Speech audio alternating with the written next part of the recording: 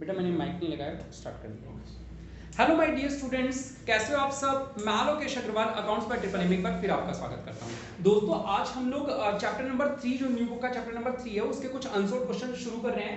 Valuation of goodwill question number 3, page number जो भी new book का पेज नंबर कौन सा है 3.64 पे जो क्वेश्चन नंबर 3.63 पे जो क्वेश्चन नंबर 3 है, calculate goodwill on the basis of से शुरू कर रहे हैं। ठीक है, हम लोग तेजी से करेंगे, काफी कुछ करने वाले हैं। हो सकता है आपको थोड़ा ज्यादा फास्ट लगे, लेकिन आप लोग शुरू करेंगे। अब आज की क्लास से आप लोगों को सीरियस हो जाना है। आज वेडनेसडे है ना, शुभ दिन आपके पढ़ने के लिए, देखो पढ़ाई के लिए है ना। शुरू करते हैं बेटा। क्वेश्चन नंबर 3 लिखा है कैलकुलेट गुडविल। अब गुडविल का कौन सा फार्मूला लगाना है, मैं हमेशा कहता हूं ये सवाल खुद बताता है, सवाल खुद बताता है। तो आप लोगों को क्या करना है, क्वेश्चन नंबर 3 आपको सबसे पहले प्रेजेंटेशन सीखनी है। गुडविल, गुडविल का फार्मूला क्या है वो खुद बता रहा है, सुनना आगे। कह रहे हो on the basis of, basis of के बाद बताता है कि कौन सा फार्मूला लगेगा। 2 इयर्स परचेज, जैसे आपने 2 इयर्स परचेज पढ़ा, आपको समझ में आ गया नंबर ऑफ इयर्स परचेज यानी कि 2 है, हाँ या ना। अब इसको मल्टीप्लाई किससे करना है, आगे लिखा है of average profit of last 6 years, कितने साल का एवरेज प्रॉफिट, यानी यहाँ पे क्या लिख दूं, एक्चुअल एवरेज प्रॉफिट लेना है, वो भी कितने सालों का, 6 सालों का। हमारे 5 है। हाँ तो और 2 की जगह 4 है। तो एक काम करते हैं, न्यू वाली बुक के हिसाब से पढ़ लेते हैं अपन लोग, है ना। न्यू वाली बुक के हिसाब से पढ़ लेते हैं। तो न्यू वाली बुक में थर्ड क्वेश्चन में 4 इयर्स परचेज है और लास्ट 5 इयर्स का प्रॉफिट है। न्यू वाली बुक में ये है 4 इयर्स परचेज और ये जो निकालना है कितने साल का निकालना है, 5 साल का। और जो वैल्यूज दे रखी हैं वो वैल्यूज है बेटा 2 लाख, 3 लाख नेगेटिव है, ये शायद आपकी बुक में दिया। अगला सवाल है शायद आपकी बुक में नहीं है। चलो देखिए सवाल चेंज हो गया बेटा, तो आप लोग नई बुक से शेयर कर लें, जिनके पास न्यू बुक्स हैं उनसे जितना मैनेज कर सकते हैं आप लोग कर लें। ठीक है, तो आप बोले दो ना, सुन लो वो, है ना।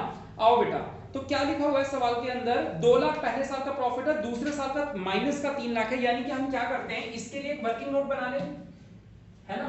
जी सर। वर्किंग नोट में हम क्या करेंगे, पहले तो यहाँ ईयर्स लिख देते हैं। बताओ कौन कौन से साल थे बेटा, 2013 to 14, हाँ 14 to 15, कहां तक जाऊं, 18 तक, मतलब 17 to 18 तक।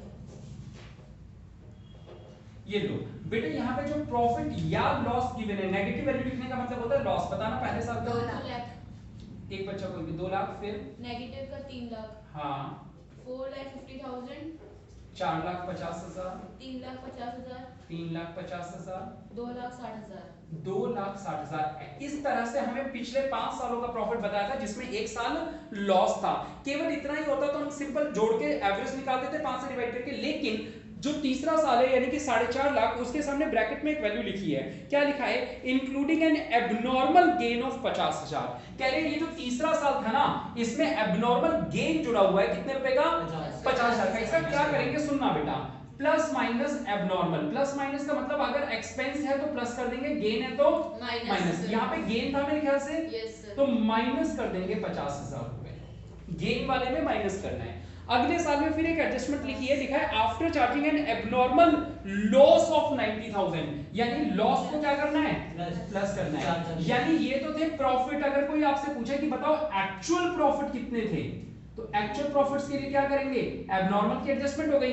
तो ये तो भैया आ गया 2 लाख, ये माइनस का 3 लाख, ये आ गया पॉजिटिव 4 लाख, ये आ गया 2 लाख नहीं सॉरी 4,40,000, ठीक है। और ये आ गया 2,60,000। आओ बेटा, एक्चुअल एवरेज प्रॉफिट कैसे निकालते हैं।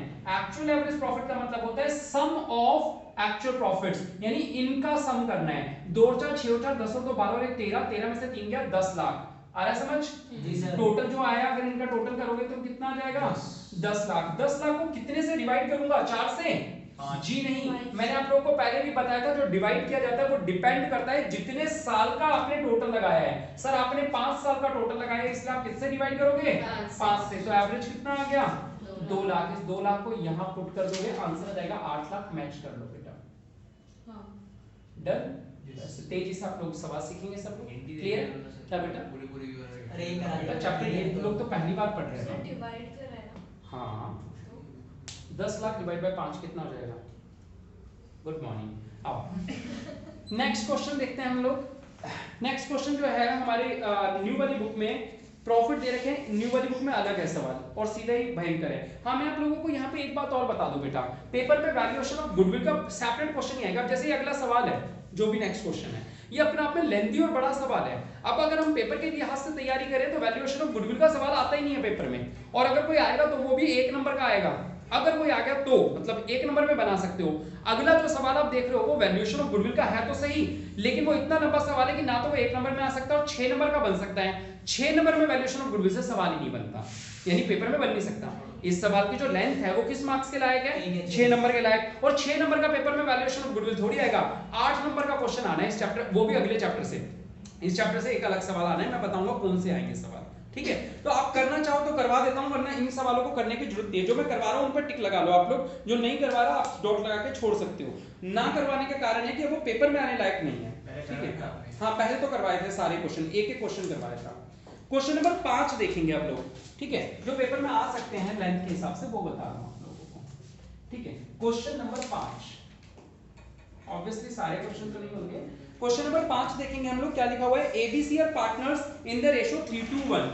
एबीसी पार्टनर्स हैं किस रेशियो में? 3:1 में, ठीक है। और अगर आपको पुराने क्वेश्चंस चाहिए, उनके सॉल्यूशन चाहिए तो जिन लोगों को पहले मैंने पढ़ाया हुआ है उनकी कॉपी से फोटो मंगवा सकते हो, है ना, मिल जाएंगे उन लोगों से अगर आपको सॉल्यूशन देखना हो तो। ये पुरानी बुक में भी है, 5वें नंबर पे है, पुरानी में भी। ABC are partners in the ratio 3:1. They decided to take D into partnership for 1/4 share. कह रहे D भी आ रहा है, कितने के लिए आ रहा है? ये फालतू की लाइनें चलती हैं अभी जो चल रही है, किसी काम नहीं आएंगी। कह रहे हैं फॉर दिस पर्पस, क्योंकि नया पार्टनर आता है तो गुडविल का पैसा मंगवाते हैं नए पार्टनर से। कह रहे हैं क्योंकि नया पार्टनर आया है, goodwill is to be valued, और गुडविल का फार्मूला क्या लगाना है वो खुद बताएगा। Goodwill is to be valued at, यहां से शुरू हो रहा है फार्मूला 3 टाइम्स। बेटा 3 टाइम्स का मतलब होता है 3 गुना, हाँ या ना? 3 गुना का मतलब यानी ये NYP जो है ये 3 है। 3 टाइम्स का मतलब क्या होता है? 3 गुना। ट्वाइस का मतलब 2 गुना, 4 टाइम्स का मतलब 4 गुना, तो 3 टाइम्स में 3 गुना कर दिया। 3 times the average annual profits, यानी यहाँ पे क्या लगा दूं? Average annual profits of the previous 4 और 5 years whichever is higher. Underline कर लो बेटा, ये जो एक्चुअल एवरेज प्रॉफिट है ये आप 4 साल या 5 साल का लोगे, दोनों में से जो भी हायर हो वो लेना है। इस सवाल की खास लाइन क्या है वही अंडरलाइन कर लो, 4 और 5 years whichever is higher. बेटा इस पॉइंट में वो क्या कहना चाह रहा है? कह रहा है सर आप अभी एक्चुअल एवरेज प्रॉफिट निकालोगे, आप एक बार 4 साल का निकालना, एक बार 5 साल का निकालना, दोनों में से जिसकी भी ज्यादा वैल्यू आए ना वो यहां पे पुट कर देना। मीनिंग समझ में आ रहा है? अब ये बताओ 4 साल वाले की वैल्यू ज्यादा आएगी या 5 साल वाले की वैल्यू ज्यादा आएगी? एवरेज निकालोगे तो किसी की भी वैल्यू ज्यादा आ सकती है, वो बात अलग है। इस सवाल में 4 ज्यादा आएगी, ठीक है। ऐसा कोई जरूरी नहीं है 4 वाले छोटा है 5 वाले में 5 साल का जुड़ा है। अरे भाई जब वो जुड़ा 5 साल का है तो डिवाइड भी तो 5 से होगा। 4 चीजों को जोड़ के 4 से डिवाइड करना है, 5 चीजों को जोड़ूंगा तो 5 से डिवाइड करूंगा, हाँ या ना? तो यानी कि कोई सा भी ज्यादा आ सकता है, वो बात अलग है। इस आंसर जब फाइनली निकालेंगे तो 4 साल वाला ज्यादा आएगा, ठीक है। वो एक यूनिक कॉन्सेप्ट है। क्लियर है बेटा? चलो शुरू करते हैं। अब करना क्या है, सवाल के अंदर आपको वैल्यूज दे रखी है। अब मुद्दा ये है कि सर जब मैं 5 साल का एवरेज निकालूंगा वर्किंग नोट में, ठीक है, कोई एडजस्टमेंट नहीं है इस सवाल में, इस सवाल में कोई भी एडजस्टमेंट नहीं है। तो जब मैं वर्किंग नोट के अंदर एक्चुअल एवरेज प्रॉफिट निकालूंगा कितने साल का? 5 years का, तो मैं 5 साल वैल्यूज दे रखी है, पांचों को जोड़ के 5 से डिवाइड कर दूंगा। हेल्प करोगे मेरी? 3 और 2 5 और 10 से 11, हंस लीजिए 1 और 2 3 और 4 7, 7,10,000 आ गया। हां डिवाइड बाय कितना करूं? 5, तो 5 एकम 5 5 और 20 5 दूनी 10, 1,42,000 आ गया। दूसरी बार जब मैं इसको कंपेयर करने के लिए एक्चुअल एवरेज प्रॉफिट निकालूंगा वो कितने साल का होना चाहिए? 4 साल। अब मुद्दा ये है कि सर कौन से 4 साल लूं? प्रॉफिट जोड़ने के लिए कौन से 4 साल लूं? इस सवाल के मुद्दे की बात क्या है? सर कौन से 4 साल लूं? जो शुरुआत के 4 हैं वो, या जो लास्ट के 4 हैं वो, या जो ज्यादा वाले 4 हैं वो, या जो कम वाले 4 हैं वो? कोई से भी 4 ले सकते हैं ना। तो रूल क्या होता है? आपको सबसे लेटेस्ट 4 years लेने चाहिए। कौन से?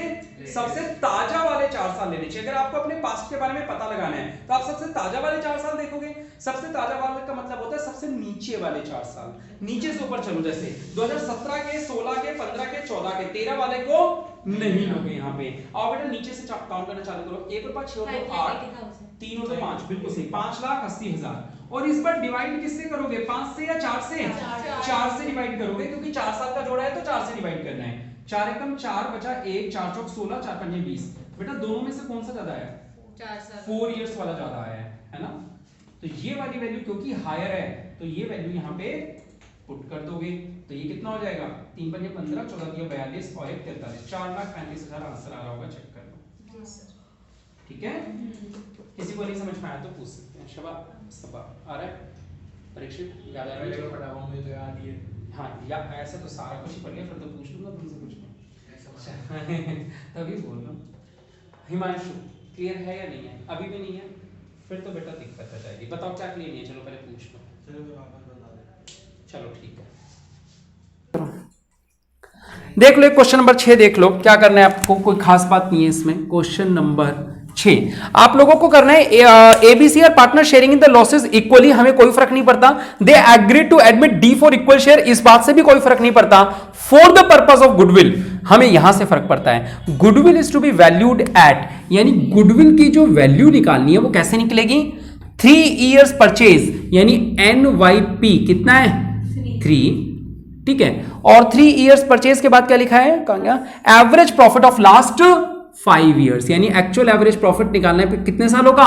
5 सालों का। वर्किंग नोट बना दूं यहां पे बेटा, हमें कितने साल के वैल्यूज दे रखी हैं? 2013 से चालू है ना ईयर्स, 31 मार्च 13 14 15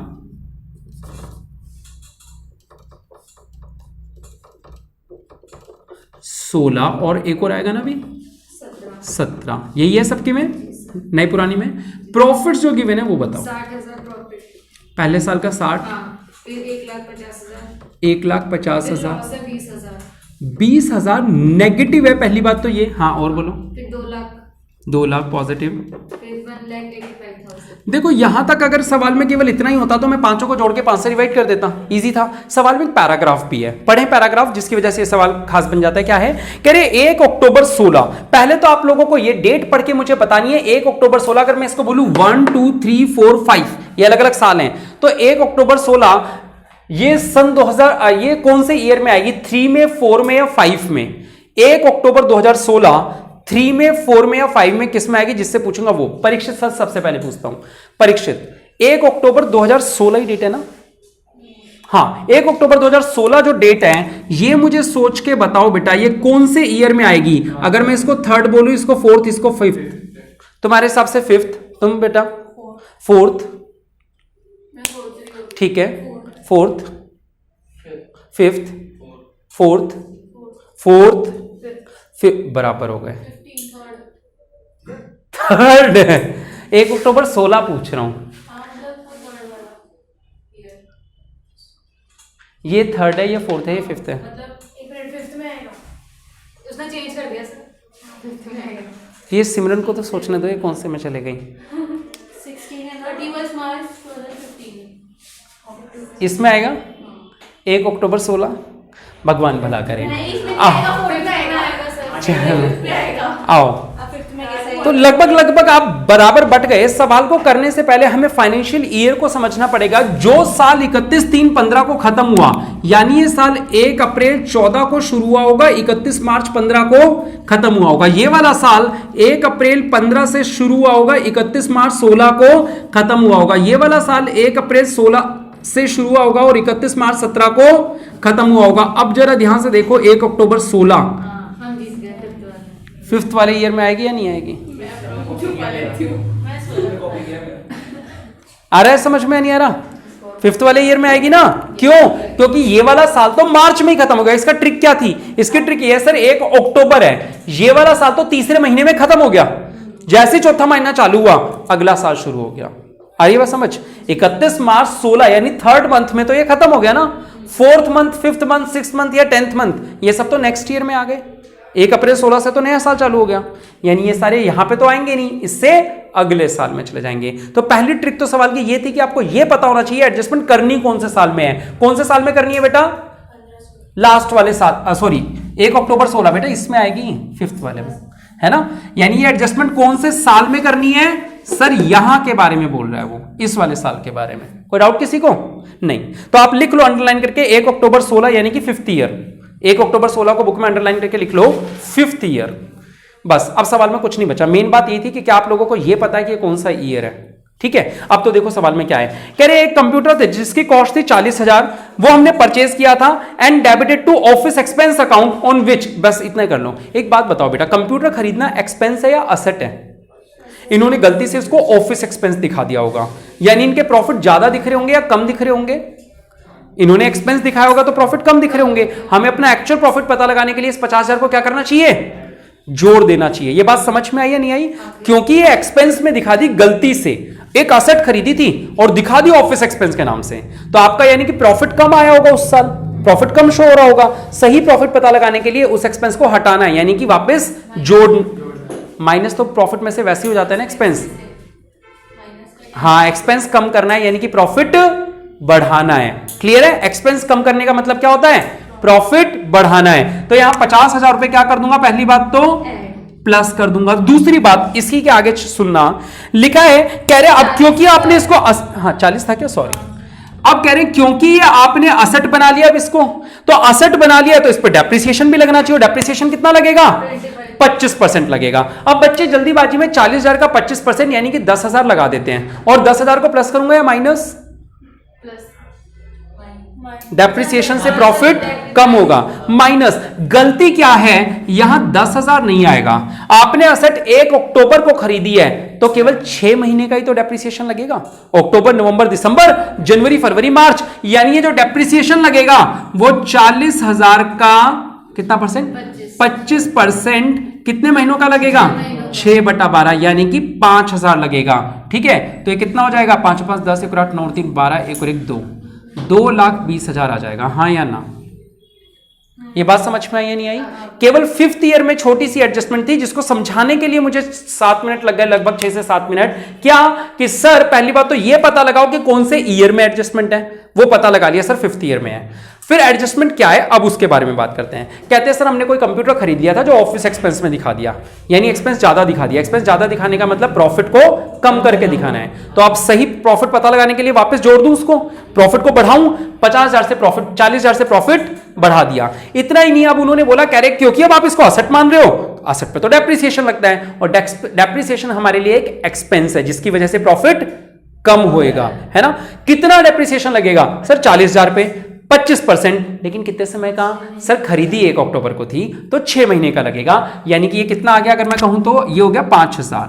ठीक है, तो 40 प्लस करना है, 5 माइनस करना है, तो 35 प्लस कर दो 35, तो 5 30 2 10, सही है, 2 20। ठीक है बेटा, आ रहा है समझ में? नहीं आ रहा? अब मैं इसका एक्चुअल एवरेज प्रॉफिट निकाल सकता हूं क्योंकि बाकियों में तो सेम टू सेम वैल्यूज आ जाएंगी। ठीक है, निकाल दूं टोटल।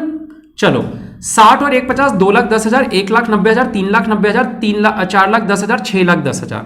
कितना टोटल आ गया? 6,10,000 को 5 से डिवाइड कर दो, 5 एकम 5 बचा 1, 5 दूनी 10, 1,22,000, 3,66,000 आंसर है क्या? चेक करना कितना आ जाएगा? 3,66,000। आई बात समझ या नहीं आई? बस इतनी सी बात थी इस सवाल की। अगर आपको आ गई है तो अच्छी बात है, नहीं आई है तो वीडियो देख लेना दोबारा। ठीक है, क्लियर है? हिमांशु क्लियर है ये पॉइंट? सभी को क्लियर है? रेनू याद रहेगा? कल तक? हाँ कल तक। चलो आगे बढ़ते हैं बेटा। अगला सवाल देखते हैं क्या है। अगला सवाल जो है 7th आएगा ना शायद अब। हाँ 7th क्वेश्चन में लिखा है the profit earned by a firm during the last 4 years. पिछले 4 साल के प्रॉफिट दे रखे हैं, नीचे लिखा है हाँ वेटेड एवरेज प्रॉफिट है। देख लो छोटा ही सवाल है इसलिए कर लेते हैं, अगले वाला नहीं करेंगे। ठीक है, क्वेश्चन नंबर कौन सा है ये? 7। छोटे सवाल तो आ सकते हैं पेपर में।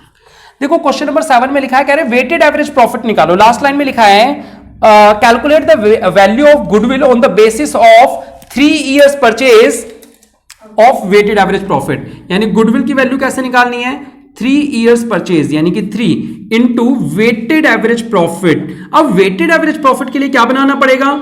Working note. वर्किंग नोट में पहले ईयर्स बता दो, 2013 14 15 16, 2013 14 15 16। अब हम इनके सामने प्रॉफिट्स लिख देंगे। कितने कितने प्रॉफिट्स थे? प्रॉफिट थे हमारे 80, 1 1 10 और 1 50 है ना। 80,000, 1 लाख, 1,10,000 और 1,50,000। बेटा अब आपको क्या करना है? वेट असाइन करने हैं। वेट हमेशा क्या देते हैं? सबसे पुराने को 1 और बिल्कुल सही बेटा 1 2 3 4, 1 2 3 4। अब आपको वेटेड प्रॉफिट निकालना है। वेटेड प्रॉफिट का मतलब मल्टीप्लाई कर दो, ये हो गया 80,000, ये हो गया 2 लाख, ये हो गया 3,30,000 और ये हो गया 6 लाख। ठीक है, मल्टीप्लाई कर दिया, टोटल आया 0, 8 और 3 11, 1 और 2 3 और 3 6 और 6 12, 12,10,000। इसको बोलेंगे सिग्मा वेटेड प्रॉफिट। 1 और 2 3 3 6 4 10, इसको बोलेंगे सिग्मा वेट। तो वेटेड एवरेज प्रॉफिट किसको बोलेंगे? Sigma weighted profit upon sigma weight. ठीक है, यानी कि 12,10,000 को डिवाइड कर देंगे 10 से तो कितना आ जाएगा? 1,21,000। यहां पुट कर देंगे 1,21,000 तो आंसर जाएगा 3,63,000। मैच कर लो बेटा। डन। तो ये आप लोगों के छोटे छोटे से सवाल बन सकते हैं। ठीक है, चलो आगे देखते हैं।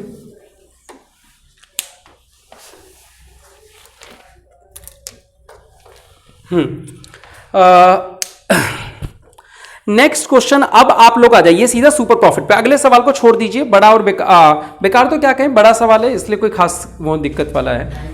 ठीक है, नहीं 9th तो नहीं, सुपर प्रॉफिट मेथड आ गया, सुपर तो सिखाना ही है। अब आपको सारे करने हैं 9th वाले से लेके 13 तक लगभग सारे सवाल। अच्छा, आपकी नई बुक में अलग होगा फिर। ठीक है, बताओ सुपर एक बार दिखाओ। 10 से नहीं सर, 9th वाला वेटेड नहीं, मतलब टॉपिक एक बार न्यू बुक देख लें बेटा अपन। न्यू बुक वाला जो है आफ्टर 9th वाला होमवर्क में मार्क कर लो। मैं आपको नहीं चलो रहने दो, चलो रहने दो, फिर 9th वाला रहने दो। ठीक है, चाहो तो कर लेना बाद में एग्जांपल वगैरह कुछ देख के। 10th से करवा रहा हूं मैं आपको सुपर प्रॉफिट मेथड। नई बुक का जो 10th है, पुरानी बुक में 9th मिलेगा वो। ठीक है, सुपर प्रॉफिट मेथड के सवाल। चलो कोई बात नहीं, अभी जो चलो ठीक है, कोई एडिशंस के फर्क हैं। ठीक है, अगला सवाल कर रहे हैं हम लोग जो सुपर प्रॉफिट मेथड का है, जिसके सवाल की शुरुआत है a firm earned profit of 80,000। यही है, यही है, a firm earned profit of 80,000। ठीक है, चलो आओ, मैं क्वेश्चन नंबर नई बुक का डालना चाहता हूं। क्वेश्चन नंबर नई बुक का कौन सा है? 10। ठीक है, बोलो। A firm earned profit 80,000, 1,20,000, 1,80 during 2010-11। पिछले 4 साल के प्रॉफिट दे दिए। कह रहे the firm has capital investment of 5 lakh. Firm की जो कैपिटल है वो कितनी है बेटा? 5 लाख की है। The fair rate of return, बेटा फेयर का मतलब होता है normal rate of return. The normal rate of return कितनी है सवाल में? 15% है। लिखा है कैलकुलेट गुडविल। अब वो फार्मूला खुद बताएगा। Calculate goodwill of the firm based on 3 years purchase. यानी कि गुडविल कैसे निकलेगी? नंबर ऑफ ईयर्स परचेज कितना है? 3 years purchase of average word हटा दो, सुपर प्रॉफिट। यहां पे क्या आएगा? Super profit. और वो कितने साल के हिसाब से निकालना है? पिछले 4 साल के। करे बेटा, देखो वर्किंग नोट बनाएंगे, लिखने का तरीका सीखना है। 1-2 लाइन की जगह खाली छोड़ दी। अब सुपर प्रॉफिट का फार्मूला पहले लिखोगे क्योंकि सुपर प्रॉफिट निकालना है। क्या फार्मूला होता है? Actual average profit minus normal profit. हाँ या ना? अब ना तो सवाल में एक्चुअल एवरेज प्रॉफिट पता, ना नॉर्मल प्रॉफिट पता। दोनों के लिए 2-3 लाइन की जगह छोड़ोगे कैलकुलेशन के लिए। अब निकालोगे एक्चुअल एवरेज प्रॉफिट। कैसे निकलेगा? सर हमें 4 साल की वैल्यूज गिवन है, चारों का टोटल करके 4 से डिवाइड कर देंगे। 80, 1,80, 2, 3, 4, 80। 4 साल का टोटल कर दिया, कितना आ गया बेटा? 480 डिवाइड बाय 4 कितना हो जाएगा? 1 लाख। दूसरी चीज हमें क्या चाहिए बेटा? यहां पे नॉर्मल प्रॉफिट। बेटा नॉर्मल प्रॉफिट क्या होता है याद है? Capital into NRR upon 100। यानी जितने पैसे हमने लगाए उतने ही पैसे अगर कोई और लगाता तो कितना कमाता? 5 लाख रुपए हमारी कैपिटल थी। नॉर्मल रेट ऑफ रिटर्न कितना परसेंट था? 15%। यानी कि कोई और इंसान कमाता तो केवल 75,000 रुपए कमा पाता। आ रही है बात समझ? तो अब हमने यानी कि कितने रुपए एक्स्ट्रा कमा लिए? 45,000 रुपए हमने एक्स्ट्रा कमा लिए। ठीक है, ये 45,000 आपका सुपर प्रॉफिट है। तो आपके गुडविल आ जाएगी 1,35,000। आंसर मैच कर लो। तो ये आपका करने का प्रोसेस है बेटा। यानी ये आपको नहीं पता, 2 लाइन की जगह छोड़ी। फार्मूला लिखा आपको, दोनों ही नहीं पता, 2 लाइन की जगह छोड़ी। फिर AAP पहले निकाला, फिर NP निकाला और दोनों की वैल्यू ऊपर पुट करके फिर ऊपर तक गए। ये आपका प्रोसीजर है सवाल सॉल्व करने का। डन, चलो ठीक है। क्वेश्चन नंबर 10 था ये आपका। नेक्स्ट क्वेश्चन कैपिटल इन्वेस्टेड वाला ही है ना बेटा? ये सुपर प्रॉफिट वाले सवालों को ज्यादा ध्यान से देखेंगे आप लोग, पेपर में इनके चांसेस ज्यादा होते हैं। ठीक है, कहां गया? Capital invested in a firm 3 lakh, NRR है 10%। एवरेज प्रॉफिट सवाल में दे दिए कितने रुपए के? 41,000 के। लेकिन after N abnormal loss of 2,000, इसमें एक एबनॉर्मल लॉस था 2,000 का, तो क्या कर देना चाहिए? उसको प्लस कर देना चाहिए। ठीक है, calculate goodwill at 5 times the super profit, यानी गुडविल का फार्मूला क्या लगाना है, 5 टाइम्स यानी कि 5 गुना, यानी कि NYP 5 हो गया ऑफ सुपर प्रॉफिट। आओ बेटा वैल्यू निकाल लें। वर्किंग नोट बराबर में पहला क्या होगा, सुपर प्रॉफिट बराबर actual average profit minus normal profit. Actual average profit हमें नहीं पता सर, पता है दे रखे हैं कितने के, 41,000 के, लेकिन सर इसमें एक एबनॉर्मल लॉस था कितने का, 2,000 का, तो इसे प्लस कर देंगे तो कितना हो जाएगा 43,000, हाँ या ना। अच्छा सर नॉर्मल प्रॉफिट सवाल में गिवन नहीं है, कैसे निकालोगे आप, सर कैपिटल को NRR अपॉन 100 से मल्टीप्लाई कर देंगे। देखो कैपिटल कितनी थी फर्म की, 3 लाख, और NRR कितना था 10%, तो 3 लाख का 10% कितना हो गया बेटा 30,000, ठीक है। तो 30,000 यहां पे माइनस कर देंगे तो आंसर कितना आ जाएगा 13,000। ये आंसर नहीं आया, ये क्या आया है अभी, सुपर प्रॉफिट। तो गुडविल कितनी आ जाएगी 65,000, आंसर मैच कर लो। हो रहा है, क्लियर है, चलिए ठीक है आगे बढ़े।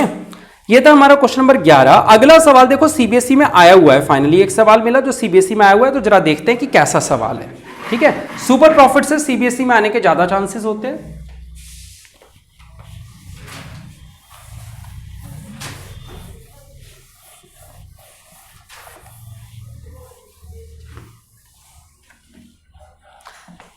हाँ तो अगला क्वेश्चन एक बार मैच कर लें, सब बुक में है क्या ये, on 1 April 2014 a firm had asset of 1 lakh, यही है नई वाली बुक में भी नहीं है क्या,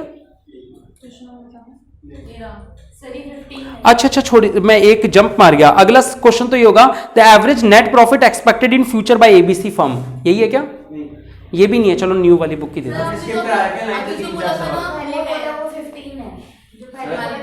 और बीच में कुछ और सवाल भी हैं, एक बार देख लेते हैं, न्यू वाली बुक से ही करवा देता हूं मैं आपको, है ना, क्योंकि हो सकता है पहले भी स्किप करवाएं तो आज करवाने का समय आ गया फिर उनको, है ना।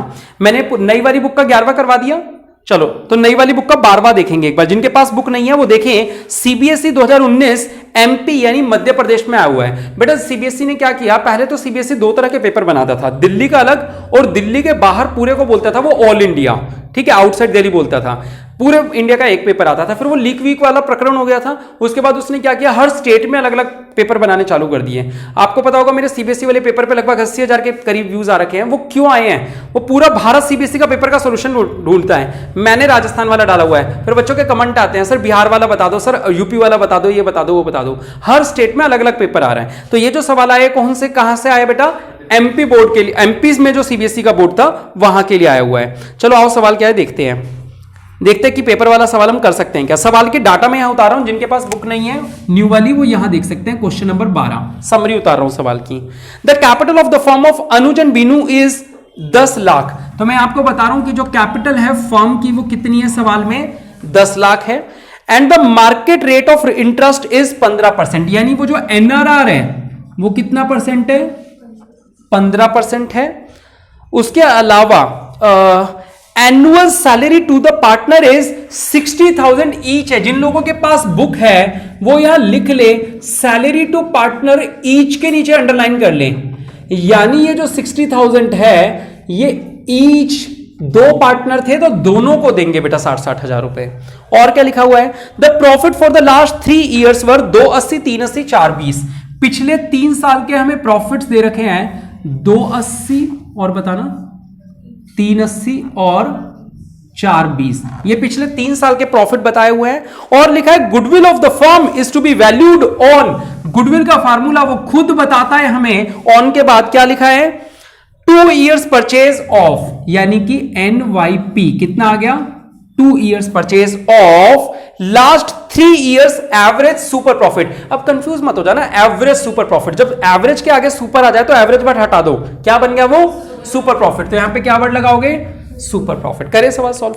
अब हमें बुक की जरूरत नहीं है, सवाल हम लिख चुके हैं पूरा का पूरा, बोर्ड पे नजर आ रहा होगा आप इन लोगों को। देखो बेटा सबसे पहले सॉल्यूशन करते समय वर्किंग नोट बनाए, ओ सॉरी गुडविल तो लिखी थी मैंने यहीं पे,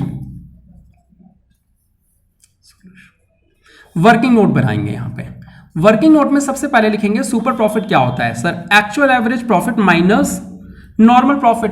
एक्चुअल एवरेज प्रॉफिट क्या होगा सर, तीनों के लिए निकाल लो, एक्चुअल एवरेज प्रॉफिट चाहो तो ये कर सकते हो कि 1,20,000 की जो सैलरी है वो तीनों साल में अलग अलग माइनस करो, या ऐसा भी कर सकते हो एक साथ लास्ट में माइनस कर देना एवरेज निकालने का। क्या करूं?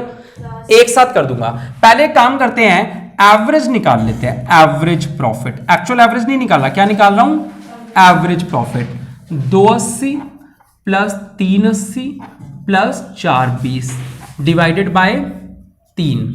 8 8 16 तो 18, 1 5 3 8 तो 10, 10,80,000 डिवाइड बाय 3। तो बेटा ये कितना हो जाएगा? 3 3 9 3 6 18, 3,60,000। लेकिन एक्चुअल एवरेज प्रॉफिट निकालने के लिए इसमें से कुछ ऐसा खर्चा है जो हमें माइनस करना होगा, सैलरी टू पार्टनर। और कितनी देनी होगी? हाँ, 60,000 इंटू 2, 1,20,000। तो हमारा जो एक्चुअल एवरेज प्रॉफिट आ जाएगा वो कितना हो जाएगा? 2,00,000। ये बात समझ में आई? ठीक है। अच्छा, तो ये तो आ गया 2,40,000। अब बात आती है सर नॉर्मल प्रॉफिट आप कैसे निकालोगे? जो हमने कैपिटल लगाई थी उतने ही पैसे किसी और को देते तो वो कितने रुपए कमा लेता? हमारी कैपिटल 10 लाख थी, रेट था 15%। 10 लाख का 15% कितना आएगा? 1.5 लाख रुपए। तो यहां माइनस कर देंगे बेटा 1.5 लाख, तो 90,000 का क्या आ जाएगा? Super profit. और 90,000 का सुपर प्रॉफिट आ गया तो गुडविल कितनी आ जाएगी? 1,80,000। अब इस सवाल को देख के बताओ क्या रियल में डिफिकल्ट था या नॉर्मल जा रहा था जैसे फ्लो में जाता है सवाल? फ्लो में जाता है। छोटी सी बात थी कि 60,000 का रेम्यूनरेशन देना है पार्टनर को, तो या तो एक काम कर सकते हो 1,20,000 रुपए हर साल में से माइनस कर दो तो भी आंसर वही आता, या लास्ट में एक ही बार करोगे तो भी वही आएगा। डन। तो इसके बाद जो सवाल है अगली क्लास में करते हैं हम लोग वो सवाल। आज इतना ही करते हैं। कैसे रही क्लास? लाइक और कमेंट करके जरूर बताएं। बहुत बहुत शुक्रिया। जय हिंद, जय भारत।